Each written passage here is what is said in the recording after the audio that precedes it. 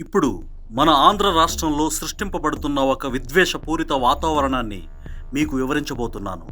అది ఏంటి అనేది మీకు తెలియజేసే ముందు కొన్ని వీడియోలు చూపిస్తాను, అవి చూడండి. మిమ్మల్ని ఏర్పాటు చేయడానికి, మిమ్మల్ని నిర్మాణం చేయడానికి మేము కాపులం కావాలా? మీ కమ్మోళ్ళకి, మీ టీడీపీ పార్టీకి 5 సంవత్సరాలు జగన్మోహన్ రెడ్డి దెబ్బకి మీరు ఊళ్ళో వదిలిపెట్టి పారిపోయి పెళ్ళాల పక్కలో ఇక్కడ దాంకొని దుప్పట్లో దాంకొని. మాది కమ్మకులం, ఇక్కడ ఎమ్మెల్యే మావాడే, పై స్థాయిలో మాదే. పవన్ కళ్యాణ్ ఉత్త డమ్మి. గత సంవత్సరం నుంచి కూటమి ప్రభుత్వం వల్ల మా కులం అన్నది ఏ పరిస్థితిలో ఉన్నది ఇడమర్చుకోవాల్సిన అవసరం లేదు. రిటర్న్ గిఫ్ట్ ఇచ్చే పరిస్థితి వచ్చేంత వరకు తెచ్చుకోవద్దు. ఆ కుటుంబానికి న్యాయం చేసి తిరుమల శెట్టి కుటుంబానికి రక్షణ కల్పించకపోతే మళ్ళీ మా తిరుగుబాటు ఎలా ఉంటుందన్నది మీ సామాజిక వర్గానికి బాగా తెలుసు. తెలుగుదేశం పార్టీ అనేది ఒక స్వార్థపూరితమైన పార్టీ అని మీకు తెలీదా? అతి ముఖ్యంగా కమ్మ సామాజిక వర్గాన్ని వెనకేసుకొస్తుందని చెప్పని మీకు తెలీదా?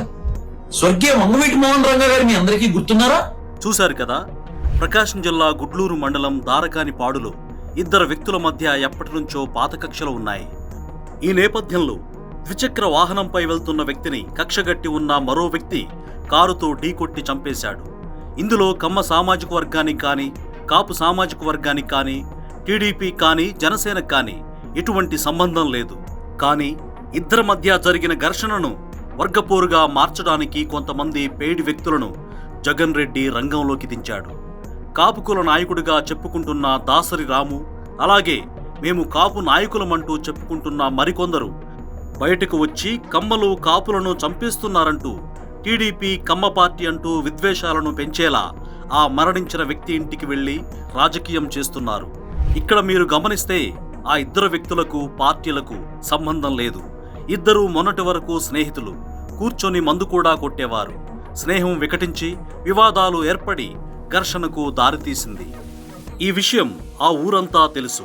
కానీ అవకాశం కోసం ఎదురుచూస్తున్న జగన్ దీన్ని కులాల మధ్య వైరంగా మార్చి రాజకీయ లబ్ధి పొందుదామనే కోణంలో విద్వేషపూరిత వ్యాఖ్యలు చేయించాడు. విషయం తెలిసిన వారు అర్థం చేసుకుంటారు. కానీ వాస్తవం తెలియని అమాయక ప్రజలు ఇది నిజమేమో అని నమ్మి ఒక కులంపై మరో కులం వారు ద్వేషం పెంచుకునే ప్రమాదం ఉంది. కూటమి ప్రభుత్వం కూడా ఇలాంటి వ్యక్తులపై కఠిన చర్యలు తీసుకోవాలని, లేదంటే వీరు రాబోయే రోజుల్లో మరింత అల్లర్లు సృష్టించే అవకాశం ఉందని ప్రజలు అభిప్రాయపడుతున్నారు.